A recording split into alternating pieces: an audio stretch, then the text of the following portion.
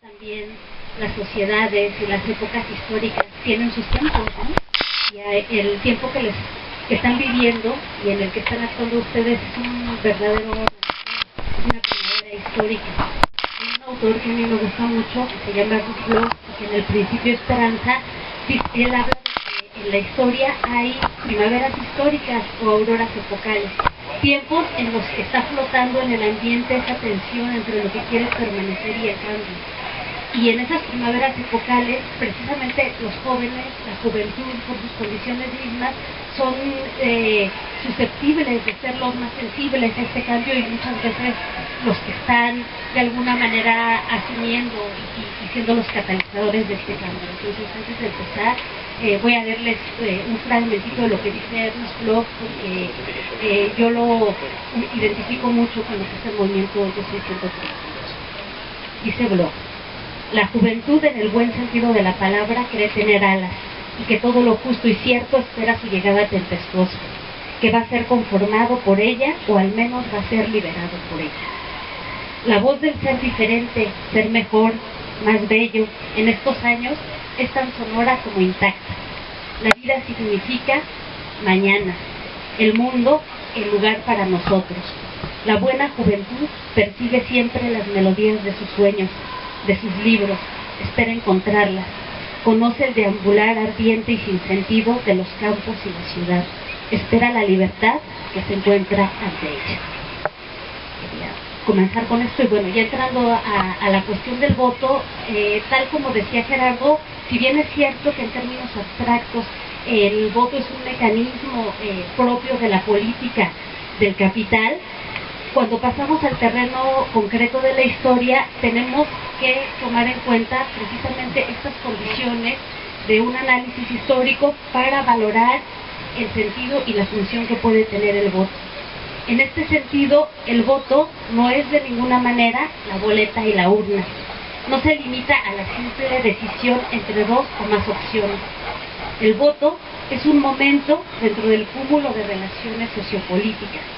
No es siempre el mismo y es de alguna manera apenas la punta del iceberg que nos indica formas específicas de relaciones políticas. Detrás de la cuestión del voto hay un montón de cosas, de relaciones sociales, más o menos autoritarias, más o menos ciudadanas. En el caso de México, el sufragio efectivo sigue siendo un gran pendiente. Ya no digan de que, ay, no, con el voto no cambiamos nada, es que ni siquiera se respeta el voto. Y en la medida en que no se respeta el voto, no se respeta nuestra ciudadanía. Entonces, esto es un gran pendiente histórico y que tiene mucho que ver con la forma específica como se conforman las relaciones sociales en la larga duración histórica. En la imposibilidad del sufragio efectivo encontramos plasmadas las huellas del pasado colonial, la lógica señorial servil que nos dejó la condición de súbditos, que se reforzó también durante el siglo XIX, cuando la República Liberal fue solo una utopía abstracta e inalcanzable ante las particulares formas oligárquicas en que se incorporó la nación al capitalismo y que llevaría a la polarización social que hizo caer al porfiriato. Por esto, no es casual que el voto en México sea constantemente ignorado, simulado, traicionado. Esto es un indicador de que en México no existe efectivamente ciudadanía. Los individuos no son libres e iguales, no somos libres e iguales ante la formalidad de la ley. Y las formas sociales no son efectivamente republicanas. No hay ciudadanía, hay castas. Y cuando hay castas, no hay democracia. El siervo no es igual al señor y es siempre el señor quien decide y quien no le va a permitir al siervo que decida. Así, la construcción de ciudadanía que implica que las personas somos libres e iguales ante la ley sigue siendo el gran pendiente hasta hoy, cuando todavía encontramos una división no solo de clases, sino efectivamente de castas. Y recuerden que en las castas, a diferencia de las clases sociales, no solo importa la cuestión económica, sino incluso la cuestión étnica y racial. Nos encontramos así con que las formas sociales no corresponden al proyecto que se plasmó en el derecho desde la independencia, pasando por la Reforma y la Revolución Mexicana. En este sentido, es significativo, en el caso del México del siglo XIX, cómo, aunque en efecto y de facto no ha funcionado el voto, no se ha podido excluir, al menos formalmente, a las clases bajas de la población como en otros casos. Con la República restaurada, los liberales mexicanos desconfiaban mucho de las masas, y por ellos hubiese sido, no les hubieran dado el voto, sino un voto solamente a los que supieran leer y escribir. ¿Por qué se vieron obligados a darle el voto a las masas? Pues porque estas masas justamente eran las que habían hecho la revolución de independencia y las que habían luchado contra el imperio. Pues de alguna manera, con esto lo que quiero decir es que el voto, por una parte, puede ser un instrumento de dominación, pero históricamente también aparece como una conquista. Digo, los del poder no es que estén dando así todos los derechos de gratis y de buena manera, sino que también las clases sociales oprimidas también han tenido que luchar por esos derechos, si quieren burgueses, si quieren mínimos, pero esos derechos se han ganado también con sangre, no solamente en México, sino en todo el mundo, ¿no? Entonces, bueno, estas élites liberales, que querían restringir los derechos a las masas, no habían podido hacerlo porque ellos se habían ganado, ¿no?, ese derecho de votar, aunque fuera para, en esa época el voto no era directo, sino únicamente para votar y a representantes electorales que a su vez iban a elegir y decidir, ¿no? Es con Francisco I. Madero y su consigna sufragio efectivo, fíjense, ahora estamos 100 años después, sigue siendo tan vigente, que se introduce en la ley electoral de diciembre de 1911 el voto universal directo masculino. Aquí es también muy importante señalar que la defensa del voto no era una demanda exclusiva del maderismo y su proyecto liberal democrático. Ya en julio de 1906, el programa del Partido Liberal Mexicano, el de Ricardo Flores Magón, Camilo Arriaga, Juan Saravia y Antonio Díaz Soto y Gama, con lo cual quiero decir un programa del agrarismo libertario y de la clase obrera en emergencia que se estaba organizando con influencias anarquistas, socialistas, etcétera, se plantean una serie de reformas políticas y sociales que, entre otras cosas, plantean sufragio libre, no reelección presidencial, supresión de caciques y jefes políticos locales, enseñanza laica e instrucción obligatoria hasta los 14 años, salario mínimo, jornada de 8 horas, mejora en las condiciones laborales, restitución, equidad y reparto agrario, entre otros. A la carta de los indignados de esa época, ¿no? ¿Por qué menciono todo esto?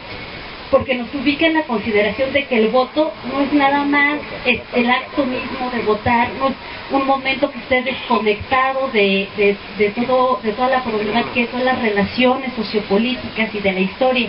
No es el voto por el voto.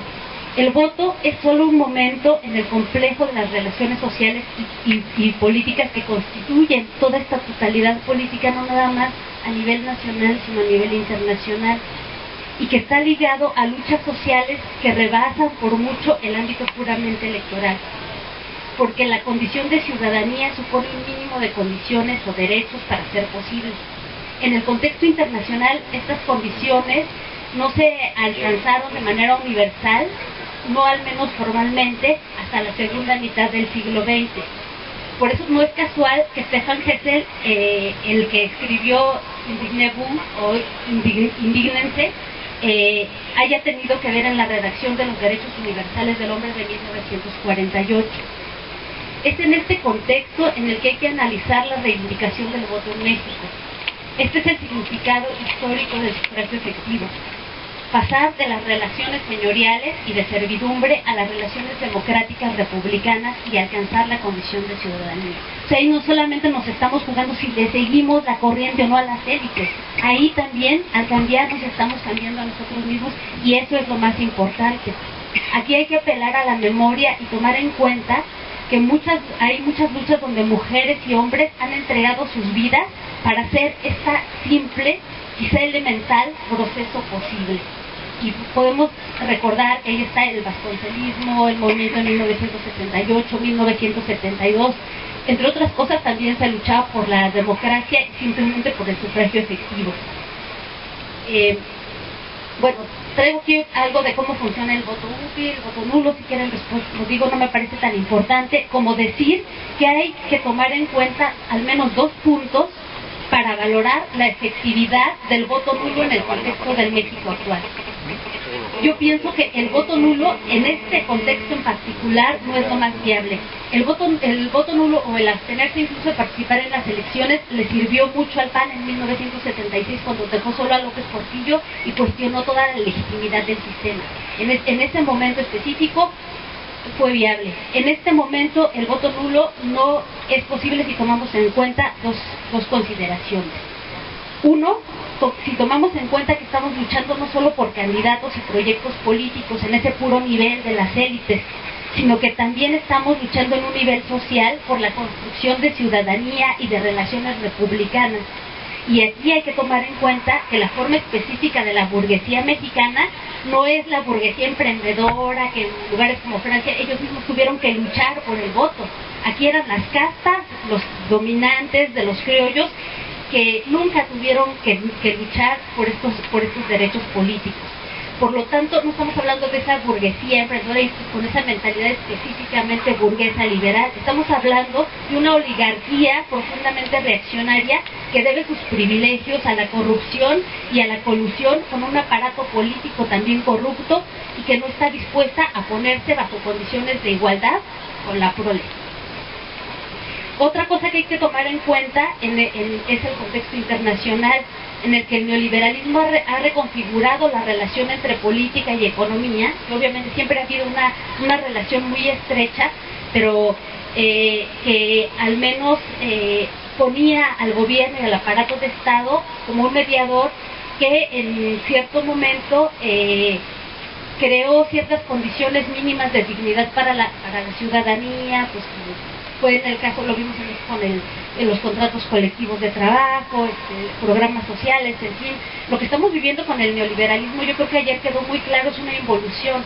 O sea, lo poco que se había ganado y que a lo mejor era muy burgués y que no nos estaba poniendo para nada en trastocar al sistema, pues hasta eso nos lo están quitando, ¿no? Estamos viviendo en realidad un retroceso en este terreno, ¿no? No es casual en este sentido también que los indignados digan democracia real. O sea, a veces con estas formas democráticas que no se quieren conformar con el puro mercado electoral, con este nivel de la manipulación, de la imposición desde la telecracia, yo creo que es un nivel de una lucha de resistencia que está haciendo algo importante, ¿no? Hace 2 días vimos cómo Calderón, con el dinero público de México, le inyectó a todo este problema de la eurozona 10,000 millones de dólares. Si lo hubiera puesto para una universidad o para para servicios médicos dirían que es populismo, ¿no? Pero para capitalizar al Fondo Monetario Internacional, entonces ahí dicen que no. Más escandaloso es todavía que al mismo tiempo que se reunió el G20, se reunió el B20, ¿no?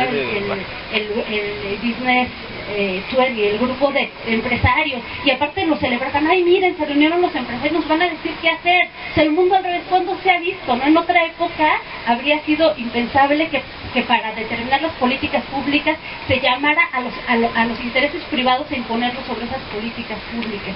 De esto es lo que estamos hablando, ¿no?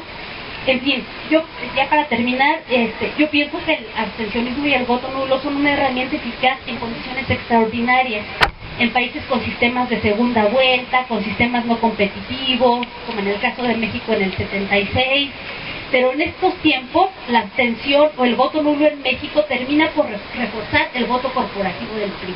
A quien le sirve el voto nulo o el abstencionismo en este momento es al PRI y a Peña Nieto. Por eso no es casual que sea justamente la telecracia la que de repente nos pone la imagen de todos son iguales, ¿no? En el voto, y bueno, ahí me suscribo a lo que decía Gerardo, lo que hagamos o lo que no hagamos en política implica una responsabilidad pública y una responsabilidad cívica muy importante. Simplemente en México, si en las elecciones pasadas hubiésemos salido a votar y a defender el voto masivamente, pues a lo mejor no estaríamos llorando 60,000 muertos y buscando a 20,000 desaparecidos. Bueno, esta es mi reflexión, pero a final de cuentas el voto es una decisión ciudadana, libre y secreta. Gracias.